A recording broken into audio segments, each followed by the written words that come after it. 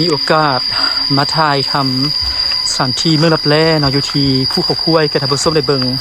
FC ฝั่งไทยติดตามดอกหญ้าสตูดิโอเนาะอันนี้ก็เป็นโอกาสแรกโอกาสดีที่ได้มาถ่ายทำกระทับส้มในเบิงบุญดำบดีบุสุได้มาได้นี่เป็นสถานที่ศักดิ์สิทธิ์เนาะบุญดำบดีกับกล้าเข้ามาอยู่ในเขตอุทยานแห่งชาติภูเขาคุ้ยเนาะเป็นเพิกถ้ำอันนี้มันเพิกถ้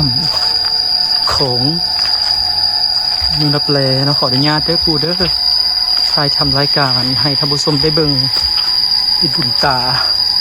อยู่ด้านในเรามีทางเข้าเด้อันนี้เป็นปากประตูเมืองเนาะด้านในก็มีเพิงถ้ำ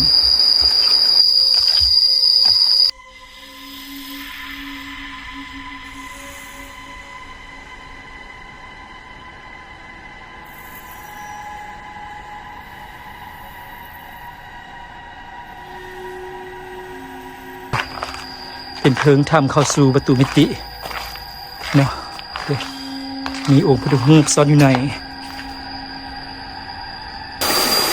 สวัสดีทุกคนเก็บภาพสดๆจากอุทยานแห่งชาติภูเขาคุ้ยจะพี่น้องเด้อเนาะ